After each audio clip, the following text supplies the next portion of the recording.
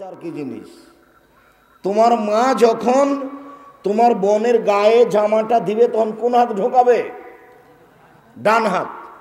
তোমার মা যখন তোমার বোনটার পরনে স্যান্ডেল পরাবে তখন কোন পা আগে পরাবে?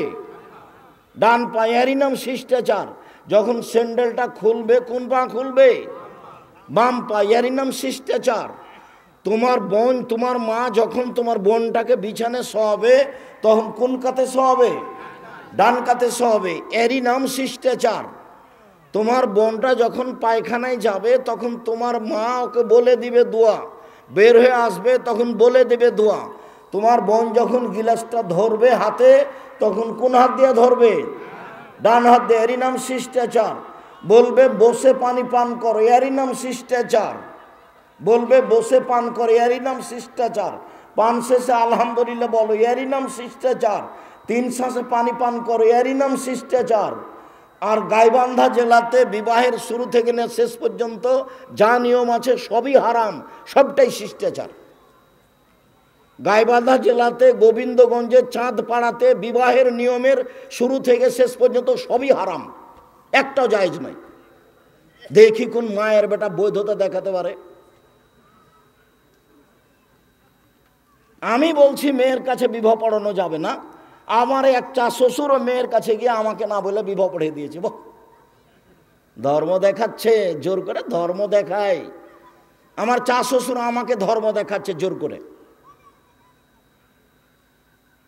সারা দুনিয়ার মানুষ যদি মেয়ের কাছে গিয়ে বিবাহ পড়ায়, সারা দুনিয়ার মানুষই পাপী। সারা দুনিয়ার মানুষ রাসূলের সাথে অন্যায় করেছে। বাপ ছাড়া বিবাহ হয় না। আল্লাহ নবী বলছেন লা নিকাহ ইল্লা বিওয়ালিন, বাপ ছাড়া বিবাহ হবে না। কোর্টের বিবাহ বাতিল, কোর্টের বিবাহ বাতিল, কোর্টের বিবাহ বাতিল। আল্লাহ রাসূল বলছেন আইয়ুমা ইমরাতিন নাকাহাত বিগাইরি ইজনি ওয়ালিহা ফানিকাহু বাতিল, ফানিকাহু বাতিল, ফানিকাহু বাতিল। বাপ ছাড়া বিবাহ হলে বিবাহ বাতিল, বিবাহ বাতিল, বিবাহ বাতিল। আল্লাহ নবী 3 বার এই কথা বলছেন। বাপের উপস্থিতিতে উকিল বাপ হারাম। বাপের উপস্থিতিতে উকিল বাপ হারাম। জ্যাঠও উকিল হতে পারে না, দাদা উকিল হতে পারে না, গ্রামের মুরব্বী উকিল হতে পারে না। আপনার গাইবান্ধা জেলার গোবিন্দগঞ্জ থানার চাঁদপাড়ার বাইশপুরের জগন্নাথপুর গ্রামের বিবাহের একটা নিয়মও জায়েজ না, সবই হারাম। আমার চোখে দেখা। আমি বসে আছি, তো আমি যখন বলেছি যে মোহর এত টাকা হবে, তো আমার মামা শ্বশুর লাফ দিয়ে উঠেছে, ওটা বলছে এই বিবাহ তুলে দাও, বিবাহ তুলে দাও। ছেলে খারাপ, এই বৈঠকে বসে কথা বলে। রাগ করে চিল্লা চিল্লি করে আমার মামা শ্বশুর ভিতরে আসলো। এসে এখন আমার শাশুড়ির সামনে কি কি যে বললো, ব্যাগ বকচা হাতে করে চলে গেল 16 গাড়ি, থাকলোই নেই। অপরাধ কি? আমি কথা বলেছি বিবাহের বৈঠকে, সেই জন্য। তা আমার শাশুড়ি আলহামদুলিল্লাহ খুব ভারী মানুষ ছিলেন, এগুলো উনি চিন্তা করতেন না। তো যা বলেছেন বলেছেন, সকালে তোমরা ঠান্ডা থাকো, চুপ থাকো। আমার শ্বশুর শাশুড়ি, আমার সম্বন্ধীদের ধারণা ছিল যে আব্দুর রাজ্জাক বিন ইউসুফ, তারা এটা বুঝতো ঘটনা, যার কারণে পরিবেশ আর উল্টা হয়নি, নাহলে তো পরিবেশ ভেঙেই যায়। তাকদীর তো আছে একটা। আমি তো অবাক হই, বিশেষ করে ওইখানে বেশি অবাক হই যে মেয়ের কাছে বিবাহ পড়াতে গেছে, চ্যাংড়া ছুল্লু এতগুলো গেছে ভিতরে। যে মেয়ের কাছে কি করে বিবাহ পড়ালো? অমুক নিবাসী অমুক তোমাকে বিবাহ করতে এসেছে, এত নগদ এত বাকি, তুমি তাকে স্বামী সত্ত্বে কবুল করো। 3 বার কবুল করাচ্ছে। সবাই যেখানে বর বসে আছে সেখানে এসে দাঁড়িয়ে থাকছে। 8 জন 10 জন 15 জন দাঁড়িয়ে আছে। এখন বসে থাকা লোকগুলো বলছে আপনারা কে? তো বলছে আমরা এ বিবাহের উকিল। মেয়ে কি কবুল করেছে? জি হ্যাঁ করেছে। আপনারা শুনেছেন? জি শুনেছি। তাহলে বসেন। তখন বলছে মনে হচ্ছে যে হিন্দুদের বিবাহ লেগেছে কলার গাছের চতুর্দিকে ঘুরে, ধর্ম পাগল হয়ে গেছে। ধর্ম রাজশাহী চাঁপাইনবাবগঞ্জের হাওয়াই লাড্ডু, দোনো হাত মে লাড্ডু হয়, जो चाहे उसको खा ले, जो चाहे उसको छोड़ दे। ধর্ম পাগল হয়ে গেছে। গাইবান্ধা জেলায় এসে ধর্ম কি হয়ে গেছে? পাগল হয়ে গেছে, কলা গাছের চতুর্দিকে ঘুরে। এতগুলো মানুষ দাঁড়িয়ে আছে আর ওরা বলছে যে মেয়ে কি কবুল করেছে? জি করেছে। আপনারা কি শুনেছেন? জি শুনেছি। তাহলে বসেন। কেউ বলে না কেন? 30 বছর থেকে বলছি এটা না যায়। কেউ বলুক যে আপনি ভুল বলেছেন, সাহস করে না কেন? লাতুজাবিজুল মারাত আল মারাত, একজন মহিলার বিবাহ দিতে পারে না। লাতুজাবিজুল মারাত নাফসাহা, মহিলা নিজে নিজে বিবাহ বসতে পারে না। আল্লাহ নবী সব হারাম করে দিয়েছেন। খালাতে বলছে মেয়েকে, জামাই খুব ভালো, ছেলে খুব ভালো, তোর বাপ তো বিবাহ দিবে না, তুই আমার কাছে চলে আয়, আমি বিবাহ দিয়ে দেবো। আরে খালা কখন কখন বেটা ছেলে হয়েছে, খালা কখন কখন পুরুষ মানুষ হয়ে গেছে। ফুফুতে বলছে ছেলে খুব ভালো, আমি জানি, তোর বাপ তো বিবাহ দিবে না, তুই আমার কাছে চলে আয়, আমি বিবাহ দিয়ে দিব। তো ভাস্তির বিবাহ ফুফুতে কি করেছে? দিয়ে দিয়েছে। ফুফু কখন কখন পুরুষ মানুষ হয়েছে। মহিলা বিবাহ দিতে পারে না, আল্লাহ রাসূল না করে দিয়েছেন।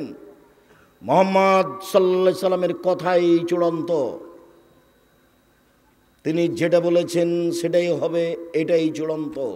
আমি মুসলিম চিররণবীর, মরণকে করি না ভয়, মরলে শহীদ বাঁচলে গাজী, আমার উভয়ই সমান। মরাও যতটুকু, বেঁচে থাকো ততটুকু। মরলেও জান্নাত, বাঁচলেও জান্নাত।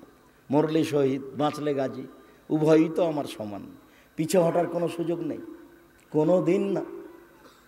34 বছরে কোনো দিন পিছে হটিনি, মানুষের কাছে কোনো দিন পথ খরচ চায়নি। কেউ যদি বলে দিতে পারে এই মাটির উপরে, দেশ বিদেশে, পৃথিবীর যে কোনো জায়গায়, যে আব্দুর রাজ্জাক সাহেব একদিন আমার কাছে পথ খরচ চেয়েছিল, সেদিন থেকে বক্তব্য দিব না। সেদিন থেকে বক্তব্য বন্ধ। খালি যদি বলতে পারে যে পথ খরচ চেয়েছিল, পথ খরচ পাথেও চেয়েছিল, কথা বলতে পারলে আমি আপনাকে পাথেও দিব ইনশাআল্লাহ। জামিয়া সালাফে 1 মাসে কত টাকা বেতন লাগে? 32 লক্ষ। 1 মাসে বেতন লাগে কত? 32 লক্ষ। তা আল্লাহ 32 লক্ষ টাকার মাসে ব্যবস্থা করে, তো তোমার পথ খরচের ব্যবস্থা করতে পারে না? খুব পারেন। জামিয়া সালাফে বাইতুল হাম জামে মসজিদে খুতবা দিলে তাকে বিমানে নিয়ে যাওয়া হয়, বিমানে বাড়ি পাঠানো হয়, পথ খরচ দেওয়া হয় 10,000, খাওয়ার একটা ভালো মানের দেওয়া হয়।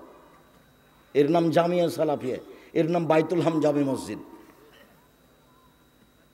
সম্মানিত দিনী ভাই বোন, আপনি সামনে এসে কথা শুনবেন, আমি আপনাকে অনুরোধ করছি, মর্মে এই কথাগুলি বললাম। চলেন, পাপের জগতে সুদ খাওয়া পাপ, বড় পাপ, কিন্তু সুদের পাপের ভাষা যেমন আর কোনো পাপের ভাষা তেমন নয়, একেবারে অবাক হতে হয়। আরও একটা জায়গা, মদের পাপ বড়, তার ভাষা এমন নয়, কিন্তু এভাবে বলেছেন আল্লাহ নবী, কেউ যদি মদ খায় তাহলে 40 দিন আল্লাহকে নিজের দিকে করতে পারবে না। এটা হলো মদের পাপের গতি।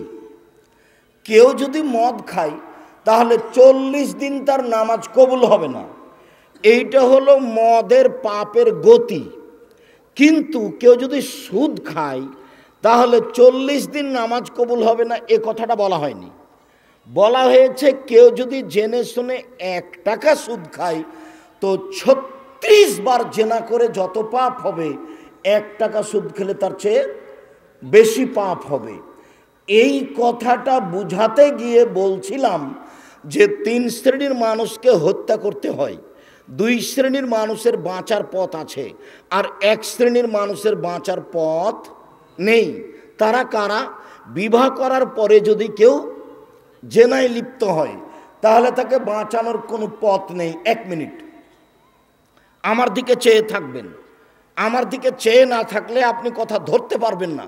এক খেয়ালে চেয়ে থাকতে হবে, আর মনে করতে হবে যে আমি পাথর, পাখি যেন আপনার মাথায় বসতে চায় পাথর মনে করে, এইভাবে এক খেয়ালে চেয়ে থাকবেন। যেহেতু আমি কেসা কাহিনী বলি না, ইসব জুলেখার কাহিনী বলি না, কাজে আপনি বাদাম খাবেন আর বক্তব্য শুনেন, এটা আপনি মনে করবেন না। এক খেয়ালে চেয়ে থাকবেন। দেখেন, যা তেমরা তুমিন গামে দিয়া, গামেদ সম্প্রদায়ের একজন মহিলা আসলো আল্লাহ রাসূলের দরবারে, এসে বলছে, তাহের নিয়া রাসূলুল্লাহ, আল্লাহ রাসূল আমাকে পবিত্র করেন। তো আল্লাহ রাসূল বুঝেছেন যে জেনার ব্যাপার আছে, জেনার ব্যাপার আছে। তো আল্লাহ রাসূল বলছেন, ইরজেই, বাড়ি ফিরে যাও, আস্তাগফিরিল্লাহ, আল্লাহর কাছে ক্ষমা চাও, ও তুবি ইলাইহি, তুমি তওবা করো, তোমার পাপ ক্ষমা হয়ে যাবে। তখন মহিলাটি বলছে আর তোর আদাদিনী কামার আদাদা মাইজুবনা মালিক। ও মাইজুবনা মালিকের বিচার না করে যেভাবে ফিরিয়ে দিয়েছিলেন সেভাবে আপনি আমাকে ফিরিয়ে দিতে চাচ্ছেন? অন্না হবলামিনা জেনা, আমার পেট উঁচু হয়েছে অবৈধ সন্তানে, আমার পেটে অবৈধ সন্তান আছে, দয়া করে আমাকে ফিরিয়ে দিয়েন না, আমার বিচার করে দেন। তখন আল্লাহ রসুল বলছেন ইর যে হাতা তালে দি, বাড়ি চলে যাও, যেদিন বাচ্চা হবে সেদিন আসে বিচার করে দিব। মুসলিম গ্রন্থে এসেছে যেদিন বাচ্চা হয়েছে, সবে মাত্র বাচ্চা প্রসব হয়েছে, সেই বাচ্চাকে ন্যাকড়ায় জড়িয়ে নিয়ে এসে বলছে এ দেখেন বাচ্চা প্রসব হয়েছে, বিচার করে দেন। দৃশ্য দেখে আল্লাহ রসুল বলছেন শোনো, ইরজেই বাড়ি ফিরে যাও, ফারদিহে বাচ্চাকে দুধ খাওয়াও, হাতে তপ্তে মিহে বাচ্চা যেদিন দুধ ছেড়ে দিবে সেদিন এসে বিচার করে দিব। মহিলা বাচ্চা নিয়ে চলে গেল, 2 বছর বাচ্চাকে দুধ খাওয়ালো, 2 বছর পরে বাচ্চাকে নিয়ে বিচারালয়ে উপস্থিত। তখন বাচ্চার হাতে এক টুকরা রুটি রয়েছে, রুটি প্রমাণ করে বাচ্চা খাদ্য খেতে পারে।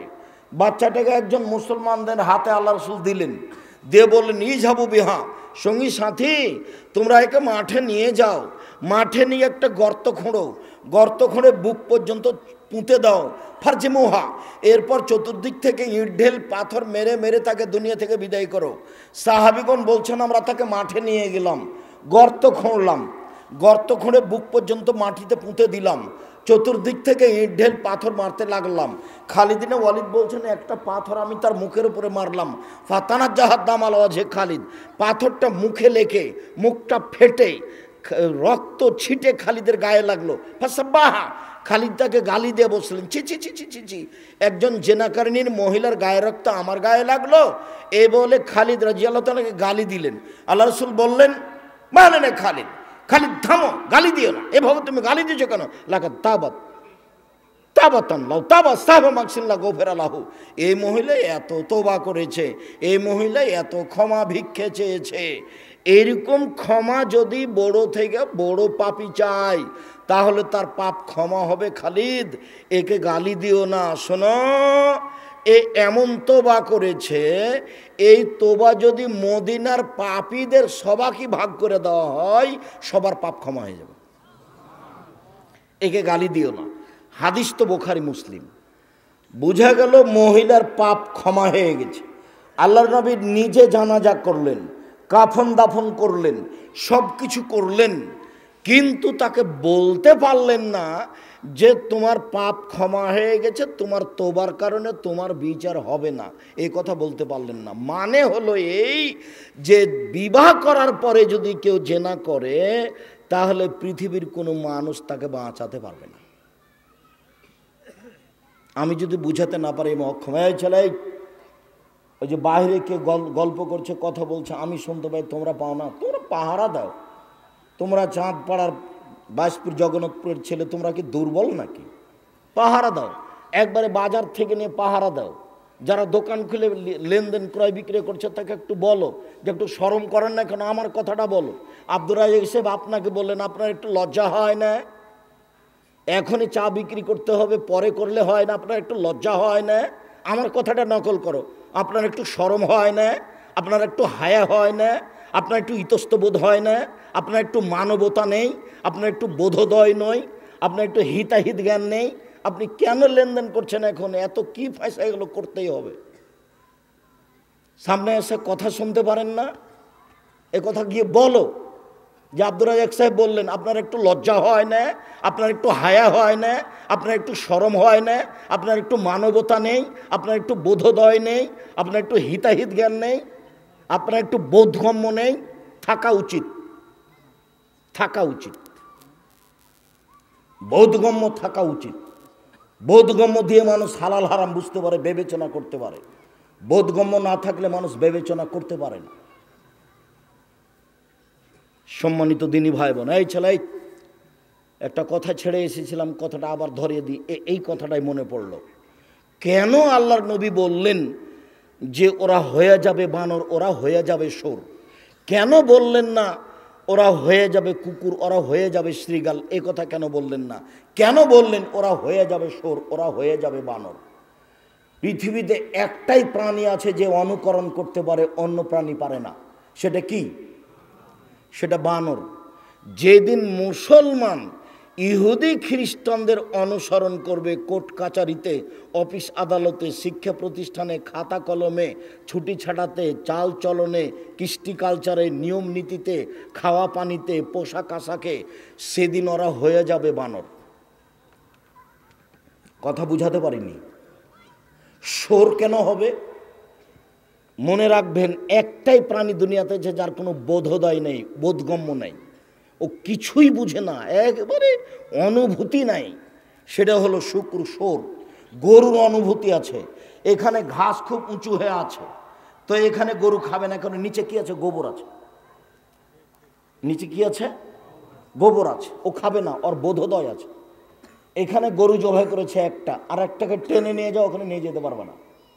তার মানে গরুর বোধগম্য আছে, বোধোদয় আছে, ওটা কাজ করে ওর। কিন্তু শুকুর, শোর এমন প্রাণী যার কোনো বোধোদয়ই নেই, একবারে বোধগম্য কিছুই নেই। যেদিন মুসলমান বোধগম্য হারিয়ে, অনুভূতি হারিয়ে সব কিছুতেই তাদের অনুসরণ করবে, সেদিন এরা হয়ে যাবে শোর। কথা কি বুঝাতে পেরেছি?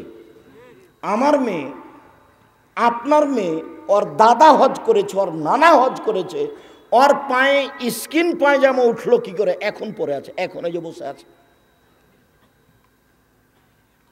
তোমার মার উচিত বাড়ি যাওয়ার সাথে সাথে হাতে লাঠি নিবে, বলবে পায়জামা খুল, স্কিন পায়জামা খুল, ওটা জ্বালা, ওটা জ্বালা, তারপরে ঘুমাবি, ওটা জ্বালিয়ে দে।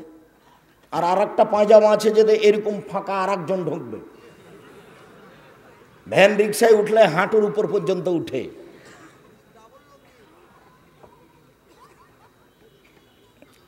এরই নাম হলো আর একজনের কৃষ্টি কালচার নেওয়া। কথা বুঝাতে পারিনি? তোমাদেরকে বলছিলাম, খুব ভালো মনে আছে, আমি যখন লন্ডন সফরে সাউথ হলে জুমার খুতবা দিয়ে নিচে নামছি, তো একটা লোক দৌড়িয়ে একটা বাচ্চা ছেলে নিয়ে এসে বলছে, একটু দোয়া করে দেন, একটু দোয়া করে দেন। তো আমি বাচ্চার মাথায় হাত দিয়ে দোয়া করতে যাচ্ছি, দেখছি এই বাম দিকে মাথার চুল কাটা আছে, তো এরকম এরকম এর 3টে দাগ দেওয়া আছে। তো আমি তখন মনে করেছি যে এর মা মনে হয় চুল ছেঁটে দিচ্ছিল, বাচ্চার ছাঁটতে দিচ্ছিল না, সেজন্য এরকম হয়ে গেছে। আমার বড় ছেলে আবদুল্লাহ, আবদুল্লাহর ছেলেটা হলো মোহাম্মদ। তো মোহাম্মদকে যদি নাপিতের কাছে নিয়ে যায় তো চিল্লাচিল্লি শুরু করে, না না না, আমার দাদি, আমার দাদি, আমার দাদি। আবদুল্লাহর মাকে ওর মাথার চুল ছেঁটে দিতে হবে, তো নাপিতের কাছে নেয় না। তো বলছে এরকম হবে মনে হয়, বাচ্চার মনে হয় চুল ছেঁটে দিচ্ছিল, তাই এরকম হয়েছে। এখন নিচে নেমে ঘুরতে দেখছি এখানে নাপিতের সাইনবোর্ড, সাইনবোর্ডে একটা মাথা চুল ছাঁটা আছে এভাবে। তখন আমি বলছি কি ব্যাপার, তাহলে কি এরকম আপনার ছেলে আপনি করে নিয়েছেন? জনাব, লন্ডনে এসেছি উপার্জন করে খেতে, আদর্শ বিক্রি করতে আসিনি। উপার্জন করে খেতে এসেছে, আদর্শ বিক্রি করতে আসিনি। তোমার মাথার চুলটা এমন হলো কেন? তার মানে তুমি আদর্শ বিক্রি করেছো। এই ছেলে মনে রাখিও, আমরা মুসলিম, আমাদের ধর্মের নাম ইসলাম, আমাদের সব নিয়ম নীতি আছে, একটাও তাদের সাথে মিল খাবে না, সবটাই আমাদের ভিন্ন। আমরা যেখানে কথা বলবো তার একটা নিয়ম আছে, আসসালামু আলাইকুম। আমরা যে মানুষের সাথে সাক্ষাৎ করব সামনাসামনি, আসসালামু আলাইকুম। একজন যে ছেলে মানুষ বসে আছে, আর একটা মুরব্বী মানুষ এসেছে, ওকে উঠে গিয়ে একে বসাতে হবে, এইটা হলো আমাদের আদর্শ। কথা বোঝা গেল না? সব সময় আমাদের আদর্শ ভিন্ন তাদের চেয়ে। ওরা পেশাব পায়খানাতে পানি রাখেনি, টিস্যু রেখেছে। আমি যখন বার্মিংহাম ট্রেন স্টেশনে গেলাম, তখন আমি বলছি সাঈদ টয়লেটে যাব। তো বলছি ওস্তাদজি, তাহলে তো ইয়াতে বোতলে পানি নিতে হতো, ওদের তো টয়লেটে পানি নাই। বলো কি তুমি, তো টয়লেটে পানি নেই তো কি করতে হবে? বলে টিস্যু ব্যবহার করতে হবে। ইন্না লিল্লাহি ওয়া ইন্না ইলাইহি। মুহাম্মদ সাল্লাল্লাহু আলাইহি সাল্লামের নীতি, পেশাব পায়খানার পরে কি দিয়ে পবিত্রতা অর্জন করতে হবে? পানি দিয়ে। পানি না থাকলে টিস্যু পেপার ঢেল, কিন্তু পানি আছে তখন ঢেল টিস্যু পেপার নয়। কোনো টয়লেটে পানি নাই, উঠে দূরে পানির ব্যবস্থা আছে, পেশাব পায়খানার পবিত্রতা অর্জন পানি দিয়ে করা লাগবে না। কুকুর প্রিয় মানুষ, কি প্রিয় মানুষ? কুকুর প্রিয় মানুষ, সবার হাতে কুকুর আছে। তারা হয়ে যাবে বানর, তারা হয়ে যাবে শোর, তারা হয়ে যাবে শুকুর, তারা হয়ে যাবে বানর। সম্মানিত দিনী ভাই বোন, কেন বললাম যে জেনার পাপের সাথে সুদের পাপকে জড়ানো হলো? আরেকটা বলি, তারপর কথাটা স্পষ্ট করি। আবু হুরায়রা রাদিয়াল্লাহু তাআলা আনহু বলেন, আল্লাহর নবী বলেছেন, আর রেবা সাবুনা জুজান আইসর আইন করা জুলম্মাহ, সুদের পাপের 70টা ভাগ রয়েছে, ছোট থেকে বড়, বড় থেকে ছোট। সবচেয়ে ছোট ভাগ হলো মার সাথে জেনা করলে যেমন পাপ হয়। অবাক, কোনো পাপের এরকম ভাষা নেই। সুদের পাপের কতটি স্তর আছে? 70টি। তার সবচেয়ে ছোট স্তরে কেমন পাপ হয়? মার সাথে জেনা করলে যেমন পাপ হয়। এই ছেলে, 24 ঘন্টার মধ্যে তোমাদের সুদের লেনদেন বন্ধ করতে হবে। তোমার মা যদি কিস্তিতে টাকা নিয়ে থাকে, বা তুমি আগামীকাল সন্ধ্যা হতে হতে কিস্তি বন্ধ করবা। তোমার মা যদি বন্ধ না করে, তোমার বাপকে তালাক দিতে বলো তোমার মাকে। এটা আমার পরামর্শ, আমি আদেশ করিনি, ও হস্তিনী মহিলা। কিস্তি হারাম, সুদের পরিণত হলো ভিক্ষুক হয়। এবার চলো আমার দিকে চেয়ে থাকো, এক খেয়ালে। সুদ খায় যারা, তাদেরকে ভিক্ষুক হতে হবে। সে হবে, না হলে তার ছেলে হবে, না হলে তার নাতি হবে, তাকে ভিক্ষুক হতেই হবে। কে বলছে? আল্লাহ বলছেন। কে বলছে?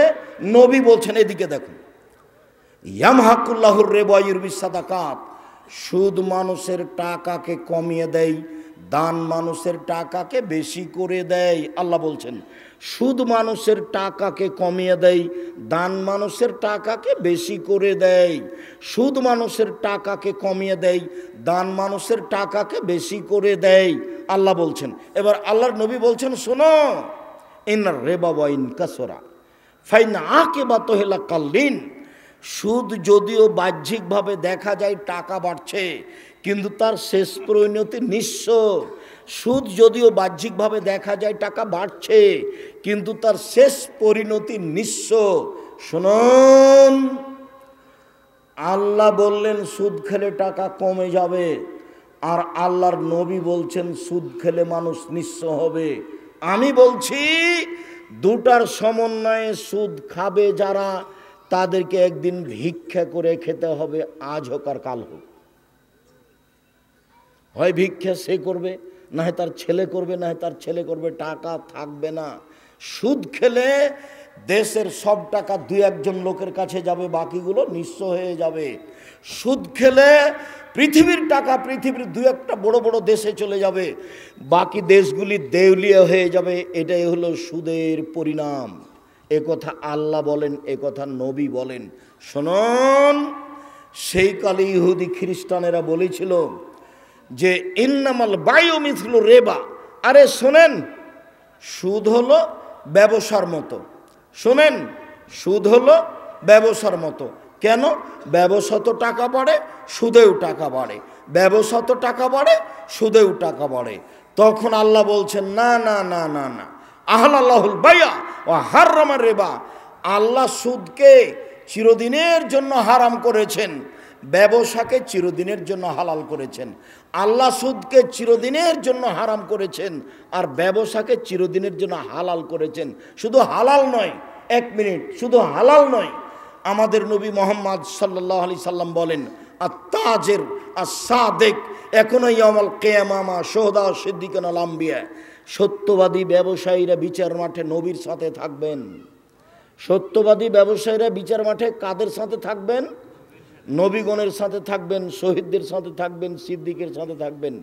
সত্যবাদী ব্যবসায়ীরা নবীগণের সাথে থাকবেন। শুধু তাই নয়, আল্লাহ রাসূল আবার বলছেন, পৃথিবীর মানুষ শুনে রেখো, আত্তেজার আত্মাল কিজওয়াল হালাফ, ব্যবসা অনেক সময় মিথ্যা কথা চলে আসে, ব্যবসায় অনেক সময় কসম চলে আসে, অতএব তোমরা দান করে করে এটা মিটিয়ে দাও। আল্লাহ নবী এভাবে বলছেন। তাহলে ব্যবসা কত ভালো জিনিস, আর সুদ কত খারাপ জিনিস। যারা সহযোগিতা এসেছে তাদের একটু সহযোগিতা করেন, আমি সেদিকে সহযোগিতা করলো, আমার দিকে চেয়ে থাকবেন। আমি কথার শেষের দিকে, তবে মাঝামাঝি থেকে একটু আগে আছে। রাসূল সাল্লাল্লাহু আলাইহি সাল্লাম বলেছেন, সুদ খায় যে তার উপরে অভিশাপ, সুদ দেয় যে তার উপরে অভিশাপ, সুদের সাক্ষী থাকে যে তার উপরে অভিশাপ, সুদের অঙ্ক কষে যে তার উপরে অভিশাপ। হোমসাওয়া সবাই সমান।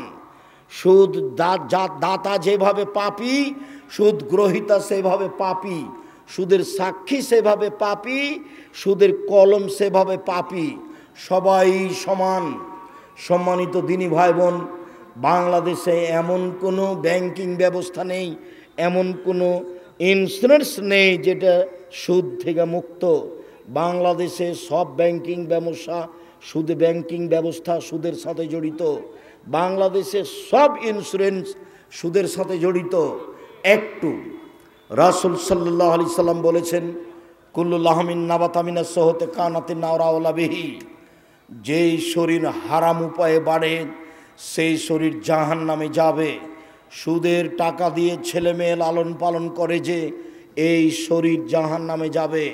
সুদ হারাম, সুদ হারাম, সুদের লেনদেন হারাম।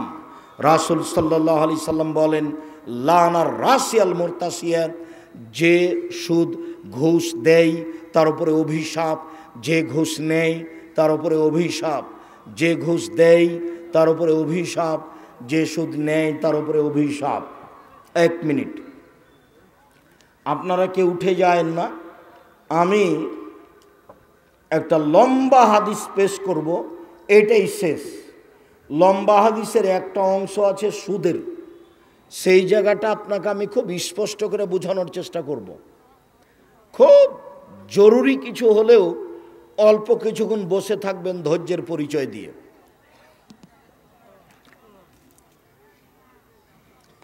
তোমরা যারা টাকা উঠাতে গেছো একটু তাড়াতাড়ি করো। সম্মানিত দিনী ভাই বোন, যারা আপনাদের কাছে সহযোগিতায় গেছেন আপনারা করেন, আর আমার দিকে খেয়াল করেন। আমি হাদিসটা শুরু করলাম, লম্বা হাদিস।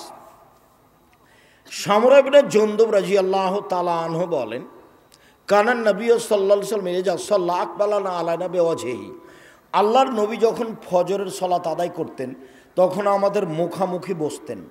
আমাদের মুখামুখি বসে জিজ্ঞাসা করতেন, তোমরা কেউ স্বপ্নে কিছু দেখেছো? তো আমরা কেউ যদি স্বপ্নে কিছু দেখতাম তখন তিনি আমাদের স্বপ্নের তাবির করে দিতেন। একদিন সকালে তিনি আমাদেরকে বলছেন, এই সঙ্গী সাথী শোনো, তোমরা গত রাত্রে স্বপ্নে কিছু দেখেছো? আমরা বললাম, জি না, আজকে স্বপ্নে আমরা কিছু দেখিনি। তখন আল্লাহ রসুল বলছেন, লাকিন্নি, তবে আমি রাতে দুইটা লোককে দেখেছি। এবার আল্লাহর নবী নিজে স্বপ্ন দেখেছেন সেটা বলছেন।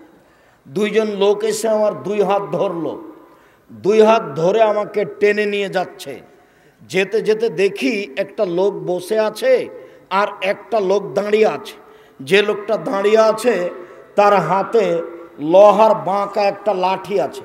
ফায়াসুকফি সিদ্কেহি, লোহার বাঁকা লাঠিটা তার মুখের ডান দিকে ঢুকিয়ে চিরে পিছন দিকে নিয়ে যাচ্ছে। আবার এখান থেকে উঠিয়ে বাম দিকে লাগিয়ে চিরে পিছন দিকে নিয়ে যাচ্ছে। দেখা যায় ডান দিক ঠিক হয়ে গেছে। আবার লাঠিটা ডান দিকে লাগিয়ে চিরে ফেলছে। আমি বললাম, একই দৃশ্য তো। তারা দুইজন বললেন, চলেন, পরে কথা হবে। আমি চলতে থাকলাম। যেতে যেতে দেখি একটা লোক চিত হয়ে শুয়ে আছে, আর একটা লোক পাশে দাঁড়িয়ে আছে, তার হাতে একটা বড় পাথর আছে। যখনই পাথরটা মাথার উপরে মারছে, মাথাটা ভেঙে চৌচির হয়ে যাচ্ছে, আর পাথরটা ছিটকে দূরে চলে যাচ্ছে। ও পাথরটা আনতে না আনতেই দেখে মাথা ঠিক হয়ে গেছে। আবার মারছে, আবার ফেটে যাচ্ছে। তো আমি বললাম, একই দৃশ্য।